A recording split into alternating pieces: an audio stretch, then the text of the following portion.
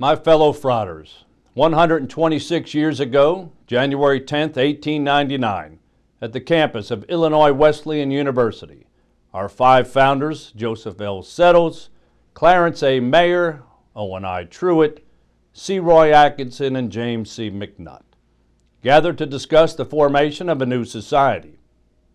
As a result of their discussion, the first set of regulations for the Knights of Classic Lore was created. The purpose of that society and the current mission statement of Tau Kappa Epsilon is to aid men in their mental, moral, and social development for life. A very insightful endeavor for 5 college students mature beyond their years. Our founders envisioned an organization that was unique in its fundamental principles as compared to existing fraternities.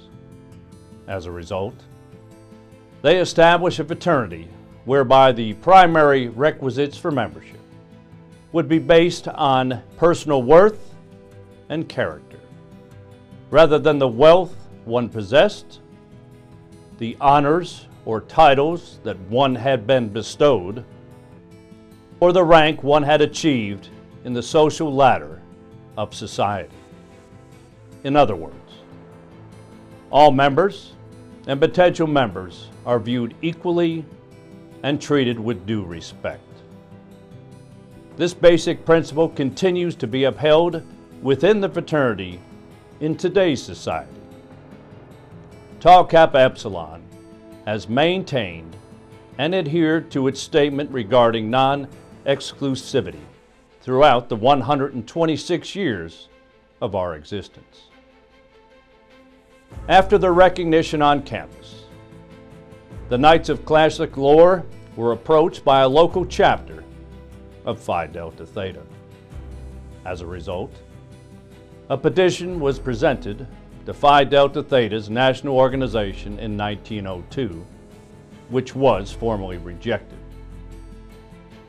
Following this unsuccessful attempt, it was decided that a Greek letter name be adopted to provide more overall appeal.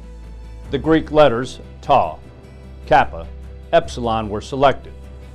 The petitioning of Phi Delta Theta continued, and similar to the result in 1902, petitions were either withdrawn or defeated.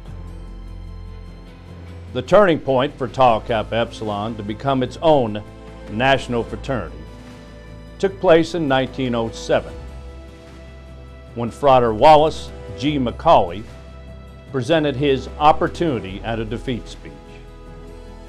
The following is an excerpt from this speech. Interwoven about the sentiments of our name and our pen, and ingrained in the fiber of every member is the Teak spirit, a spirit typical of our fraternity, a spirit that does not shrink from sacrifice, that knows no defeat, a spirit indomitable. A spirit which, if breathed into the national Tau Kappa Epsilon, would spread our organization throughout the schools of our country. But if we keep Tau Kappa Epsilon intact, the Teak spirit will flow on forever. Let us not lack faith in this project. As I mentioned, noteworthy events took place during the initial years of our fraternity's existence, which shaped the foundation of the fraternity and established its trajectory moving forward for 126 years. The spirit indomitable that was conveyed in Frater McEvilly's speech is in essence the spirit of the fraternity that transcends over time. This spirit has allowed us to survive challenges over the life of the fraternity and now be in a position of strength. We have experienced appreciable growth within the Grand Chapter, represented by an increase in the number of initiates and average chapter size. Our efforts in expansion, resulting in the birth of emerging chapters and ultimately celebrating chapter recharterings, has been record-setting. We now must leverage our current position, address and mitigate shortcomings, inspire additional gifts to create further leadership programming for our collegians, to develop affinity groups, to enhance alumni engagement, to implement innovative training for our staff and volunteers, and lastly, and possibly most importantly, become more financially self-sustainable. Tau Kappa Epsilon does not impose alumni dues, as do many other fraternities. Our donor base is approximately 1% of our total living alumni of nearly 250,000, or approximately the equivalent of 2,500 fratres. As a fraternity, we must expand our fundraising efforts such that this revenue can be utilized in part for additional leadership programming of collegiate members.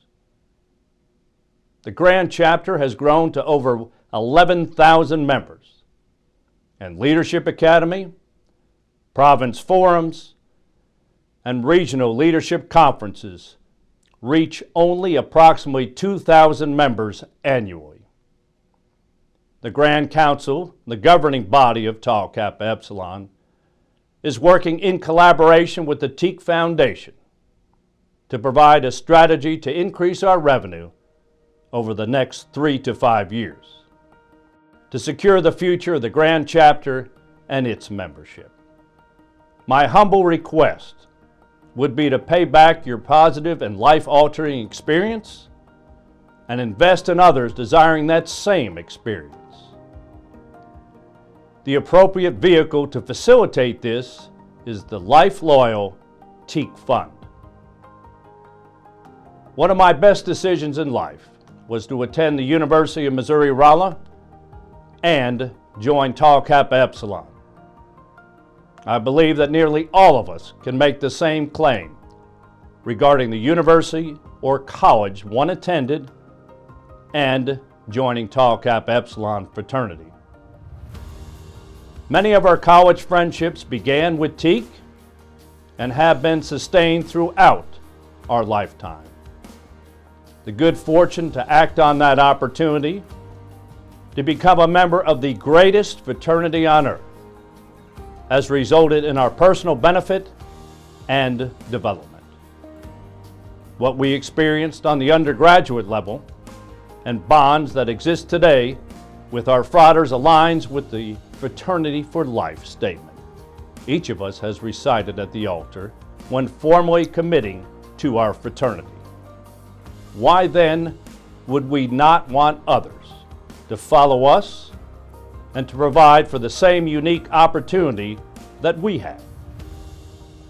Taking that into account, please consider giving of your time, your talent, and treasure in perpetuating our fraternity, 300,000 plus members strong, as it enters the next 125 years of its existence.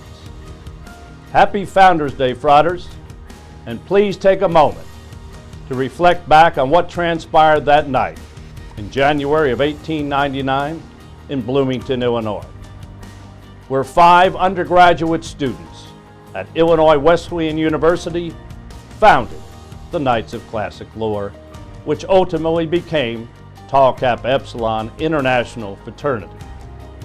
This fraternity has provided its members the means to have a positive and rewarding collegiate experience, has shaped and developed our leadership skills, and established within us the essential ethics, morals, and principles that we live by and carry forth throughout our lifetime. Fratres, I love the fraternity. Thank you.